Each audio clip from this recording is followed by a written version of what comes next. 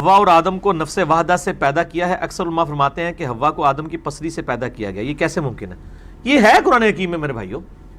اللہ تعالیٰ نے سورۃ النساء کے شروع میں ارشاد فرمایا, اعوذ باللہ من الشیطان الرجیم بسم اللہ الرحمن الرحیم. سورۃ النساء آیت نمبر سٹارٹ کیا ہے, یا ایھا الناس اتقوا ربکم الذی خلقکم من نفس واحدہ. اے لوگو اس رب کا تقوی اختیار کرو جس نے تمہیں ایک جان سے پیدا کیا, وخلق منہا زوجہا, اور اسی جان سے اس کا جوڑا بنایا. یہ تو قرآن میں بھی آیا ہے کہ ایک آدم سے تمہیں پیدا کیا اور آدم کا جوڑا آدم میں سے بنایا. وَبَثَّ مِنْهُمَا, پھر ان دونوں سے بسا دیے, رجالاً کثیراً وَنِسَاءَ, کثرت کے ساتھ جو ہے وہ مرد اور عورتیں. اللہ تعالیٰ ہمارا اس رب کی عبادت کرو جس نے ایک جان سے تمہیں پیدا کیا, اسی جان سے اس کا جوڑا بنایا. یعنی بخاری مسلم میں پھر ڈیٹیل آئی ہے کہ آدم علیہ السلام کی پسلی سے اماں حوا پیدا ہوئی اور پھر ان کے جوڑے سے آگے چلا. اب اس کی ڈیٹیل ہمیں نہیں ہے, بلکہ اسرائیلی روایات میں ملتا ہے کہ صبح کے وقت ایک جوڑا پیدا ہوتا تھا, ایک شام کے وقت جو صبح کے وقت جوڑا ہوتا تھا اس کا جو میل تھا وہ شام والی کی فیمیل کے ساتھ اس کی شادی ہوتی تھی, شام والی کی کہ میل کی صبح کے فیمیل کے ساتھ. اس وقت ظاہر ہے وہ شرعی احکام اس طرح نہیں تھے. اگلی شریعتوں میں تو یہ بھی تھا کہ آپ ایک مرد دو بہنوں کو بھی عقد میں رکھ سکتا تھا. حضرت یوسف علیہ السلام کی والدہ اور باقی بھائیوں کی والدہ دونوں بہنیں تھیں آپس میں, دونوں حضرت یعقوب علیہ السلام کی عقد میں تھی. ہماری شریعت میں سے حرام کر دیا گیا. تو اس وقت آدم علیہ السلام جب پیدا ہوئے اس وقت اللہ تعالیٰ نے اس کی اجازت رکھی تھی, لیکن اس میں بھی کراس میچ رکھا ہوا تھا, اور قابیل حابیل کے قتل کا معاملہ بھی اسی کے ساتھ اس کو جوڑا جاتا ہے. چونکہ یہ اسرائیلی روایات ہیں, ان کی ہم نہ تصدیق کر سکتے ہیں نہ تکذیب کر سکتے ہیں, دونوں طرف بات جا سکتی ہے. صحیح بخاری میں حدیث ہے کہ اسرائیلی روایات آئیں, نہ ان کو جھوٹا کہو اور نہ ان کی تصدیق کرو. البتہ جو روایات کتاب و سنت سے ٹکرا جائیں گی ان کی تو ہم تکذیب کریں گے, ڈنکے کی چوٹ پہ کریں گے. وہ تو قرآن میں واضح اسی لیے چیزیں آئی ہیں تاکہ بتایا جائے کہ بھائی یار یہ معاملہ نہیں ہے. جیسا کہ یوسف علیہ السلام کا جو واقعہ اگر آپ تورات میں پڑھ کے دیکھیں اس میں بڑی بےہودہ چیزیں ہیں, اور جب قرآن میں وہ واقعہ ہے تو اللہ تعالیٰ نے ان چیزوں کو کنڈیم کر کے یوسف علیہ السلام کا ایک بہترین کریکٹر پیش کیا. اس کی بنیاد پہ یوسف علیہ السلام پہ جو جھوٹ باندھے گئے ہیں تحریف شدہ تورات کے اندر, علماء نے ظاہر تعریف کی ہے, ہم ان کو کنڈیم کریں گے. لیکن جہاں پہ ہمارے پاس کوئی نالج نہیں ہے تو ہم نہیں کریں گے. اس کمپیرزن کو اگر کسی نے پڑھنا ہے نا تو مولانا مودودی رحمہ اللہ کی تفہیم القرآن پڑھیں. انہوں نے اس کی عبادت کرو, رسول اللہ صلی اللہ علیہ وسلم اللہ کے رسول ہیں, یہ اس کے پاس سفیشینٹ ایویڈنس ہے, بہت سفیشینٹ سے بھی زیادہ ہے. ٹھیک ہے نا. ابھی آپ کوئی سوال کرنا چاہ رہے تھے, بسم اللہ کریں آپ.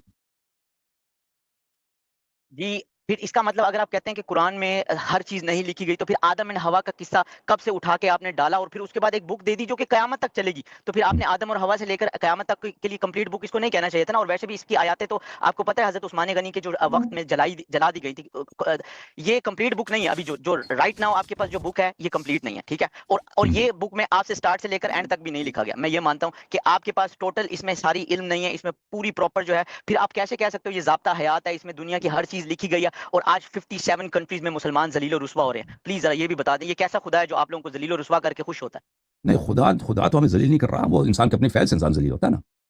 اچھا مطلب یہ جو آپ کے ساتھ ہو رہا ہے یعنی 57 کنٹریز میں آپ کے پاس 500 سال میں بھائی صاحب آپ پلیز ان کو مکس اپ نہ کریں نا, کنفیوز نہ کریں. پہلے آپ کہتے آدم و حوا کا کیوں کہانی ہے, ڈائناسور کا نہیں ہے. پہلے اس پہ کر دیں, پھر مسلمان کیوں ذلیل ہو رہے ہیں, الگ بات ہے. ٹھیک ہے نا.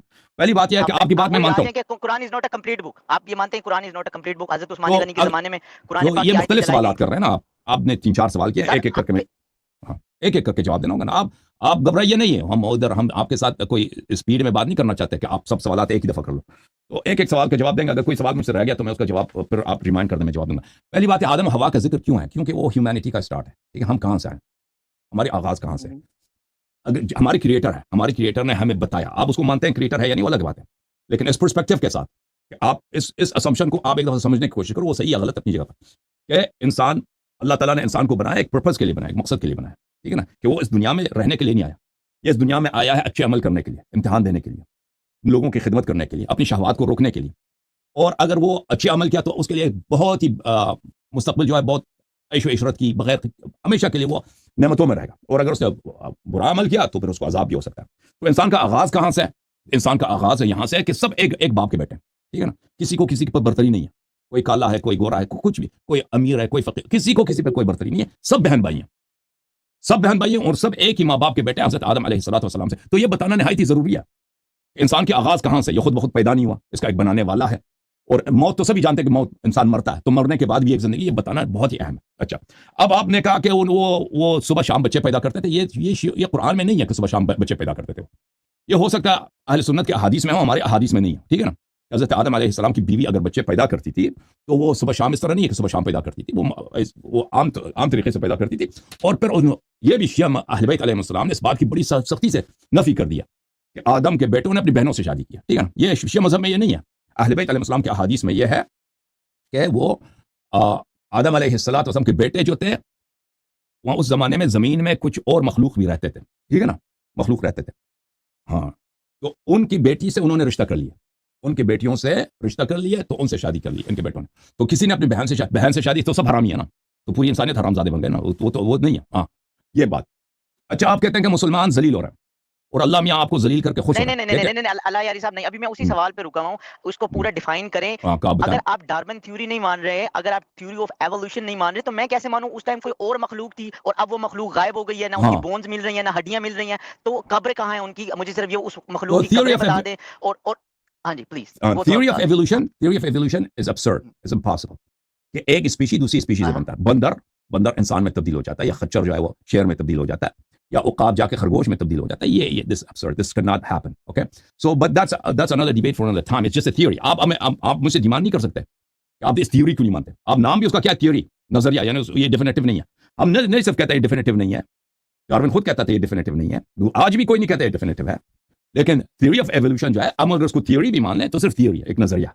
ٹھیک ہے نا؟ لیکن ہم اس کو تھیوری کے طور پہ بھی نہیں مانتے. ہم کہتے ہیں یہ بالکل غلط ہے کہ ایک مثلا جو چیونٹی جو ہے تبدیل ہو جاتی ہے عقاب میں. یہ کبھی نہیں ہوگا، یہ ہو ہی نہیں سکتا. دس امپاسبل.